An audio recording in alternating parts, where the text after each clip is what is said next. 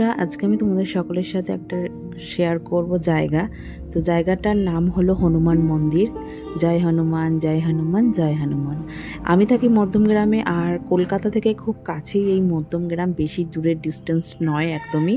আর আমি থাকি মধ্যমগ্রামে বাদু রোডে। তো বাদু রোডেই একটা মন্দির আছে, হনুমান মন্দির। তো হনুমান মন্দিরে অবশ্যই আমি চলে এসেছি। আগে আমি অনেকবারই এসেছি, কিন্তু কখনো ভিডিও সেরকমভাবে করা হয়নি। আর আজকে আমার মনে হলো যে দেখি একটু যাই, একটু যাবো করে যাওয়া হয়নি। তো আর অ্যাট লাস্ট চলে এসেছি, যদিও দুদিন আগে অনুষ্ঠান হয়ে গেছে, সেটা আমি জানতাম না বলে মিস হয়ে গেল। আর কি করা যাবে। তো যাই হোক, আমি তো ঢুকে জাস্ট অবাক, কারণ সত্যি যেটা সেটাই বলছি। আমি ব্লগ হিসেবে তোমাদের সকলকে আগেই একটা ভিডিও শেয়ার করেছি, আবার নতুন করে একটা ভিডিও শেয়ার করছি এর জন্যই, কারণ মন্দিরটা নতুনভাবে যে মানে এত সুন্দর দেখতে লাগছে, আমি অবাক হয়ে গেছি। আগে একটু অন্যরকম ছিল, এখন আর একটু অন্যরকম হয়ে গেছে। কিছুদিন আগে এই জায়গাগুলো কাজ চলছিল, আমি একটা ভিডিওর মাধ্যমে দেখেছি কদিন আগেই। যদিও এটা আমি আমার ভিডিও হওয়ার পরে আমি ভিডিও সার্চ করে দেখেছি, কিন্তু এসে দেখি অবাক কাণ্ড। কিন্তু আমার ভীষণ ভালো লাগে এখানটা এসে। আর তোমরা কিন্তু খুব সহজেই চলে আসতে পারো। ডেস্টিনেশন মধ্যমগ্রাম স্টেশন বা মধ্যমগ্রাম চৌমাথা, ওখান থেকে যে কোনো অটো ধরে বাদু ইটখোলা নামলে সোজা পথ হেঁটে গেলেই ডান দিকে পড়বে, সোজা গলি হেঁটে গেলেই চলে যাবে তোমরা হনুমান মন্দির, বা কাউকে জিজ্ঞেস করলে কিন্তু বলে দেবে। আর এখানে শনি মঙ্গলবারটা একটু বেশি মানে ভিড়ভাট্টা হয়, কিন্তু সেরকমভাবে যে খুব ভিড় হয় সেরকম না। কিন্তু এখানে আসলে না মনে একটা অন্যরকম শান্তি পাওয়া যায়, আর ভীষণ ভালো লাগে আমার। আগে তো আমি প্রায় দিন এসে বসে থাকতাম। আর এটা হলো পুরনো মন্দির, নতুন মন্দির নতুন রূপে সেজে উঠেছে, সেটাও আমাদের সকলের সাথে শেয়ার করবো। ভেতরটা তো শেয়ার করি, নতুন মন্দিরে সেটা শেয়ার করবো। তার আগে পুরনো মন্দিরটা কেমন আর কেমন দেখতে সেটা তোমাদের শেয়ার করে দিই। কখনো সেরকম একটা শেয়ার করা হয়ে ওঠেনি আমার। আর আজ তোমাদের সকলকে লিখে দেখিয়ে দিলাম যে কখন কখন মন্দির খোলা থাকে, আর পুজো দেওয়ার সময়টাও দেখিয়ে দিলাম। তো আমি ঘন্টা বাজিয়ে নিয়েছি 3বার, জয় শ্রীরাম, জয় শ্রীরাম, জয় শ্রীরাম বলে। আর এখানে সর্বক্ষণে একটা জায়গাটা এমনই না, মনটা অটোমেটিক তোমাদের সকলের ভালো হয়ে যাবে। আর এখানে ভীষণ ভালো লাগে। আমি তো বারবার মানে আমার মুখে, আমি তোমাদের যে ভিডিওটা শেয়ার করছি, আমি তোমাদেরকে ভাষায় প্রকাশ করতে পারবো না, এতটাই ভালো লাগে।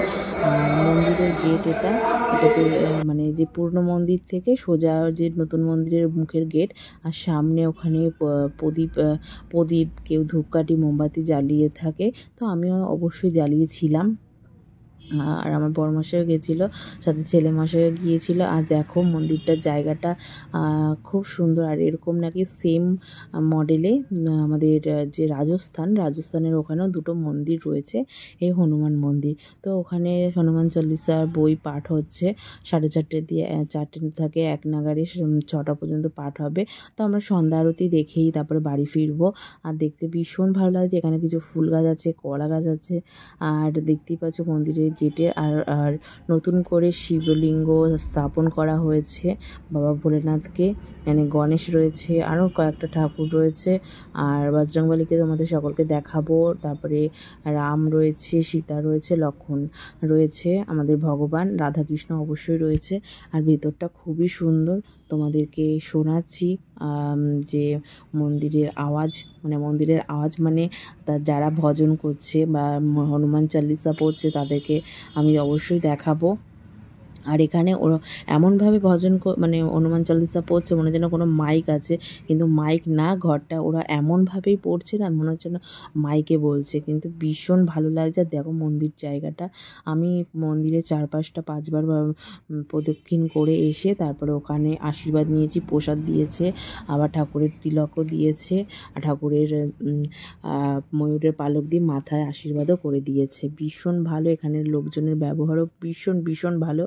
তো তোমরা ভিডিওটা দেখো, আশা করি ভালো লাগবে।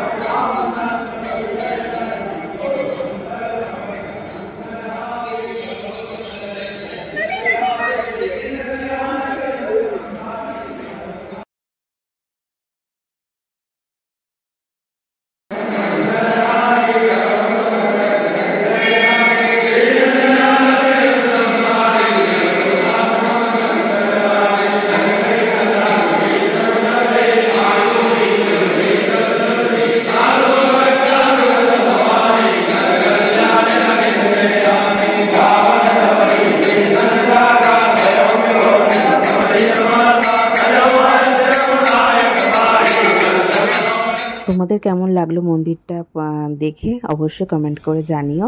আর এটা হলো মন্দিরের মডেল, এই টেক্সচারেই কিন্তু মন্দিরটা তৈরি হয়েছে। আমি তো সত্যি কথা এসে আমার ভালোও লাগছে, আর দেখে আমি জাস্ট অবাক হয়ে গেছি। আর দেখো কিছু ফুল গাছের ছবিও তুলেছি, ডালিয়া ফুলগুলো কি সুন্দর ফুটে রয়েছে।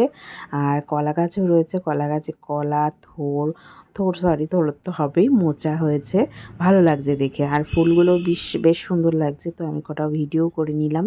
ফুলগুলো গাঁদা ফুল রয়েছে, ডালিয়া ফুলগুলোকে দেখতে অসাধারণ লাগছে। আর সব মিলিয়ে না ভীষণ ভালো লাগছে। আর মন্দিরের পাশে কিন্তু ধূপকাঠি, মোমবাতি, প্রসাদ, ঠাকুরের নানা রকমের জিনিস সমস্ত কিছু পাওয়া যায়, এমনকি নারকেল টারকেল শুরু করে কলা সমস্ত কিছু এখানে পাওয়া যায়।